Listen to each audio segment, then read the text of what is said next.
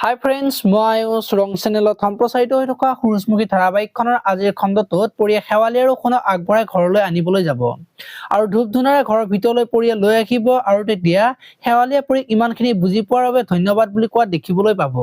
এইফালে আকৌ পেহীয়েকে পুৱতি সোণে যে ছোৱালী পলুৱাই আনিছে সেই কথাটো কব আৰু তেতিয়া পুৱতি আচৰিত হৈ পৰিব আৰু সোণে ছোৱালীজনীলৈ ঘৰৰ পৰা ওলাই গৈছিল, কিন্তু পৰিয়ে আকৌ ঘূৰাই আনি ধূপ ধূনাৰে ঘৰৰ ভিতৰলৈ আনিলে। ইমান কলো তথাপিও মোৰ কথা নুশুনিলে, আমাৰ ঘৰখনৰ মান সন্মান সকলো শেষ কৰি দিলে বুলি পুৱতিৰ আগত কৈ থকা দেখিবলৈ পাব।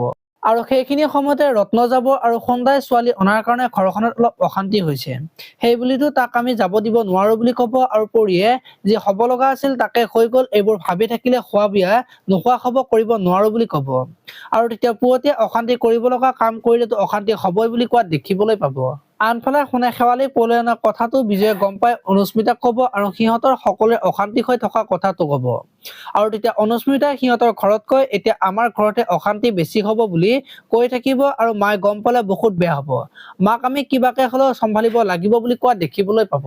আপোনালোকে সূৰুযমুখী ধাৰাবাহিকখন চাই কেনেকুৱা পায় কমেন্ট কৰি জনাব আৰু যদি আপোনালোকে এতিয়ালৈকে চেনেলটো ছাবস্ক্ৰাইব কৰা নাই তেতিয়াহলে চেনেলটো ছাবস্ক্ৰাইব কৰি ভিডিঅ'টোত এটা লাইক কৰি দিব। ধন্যবাদ।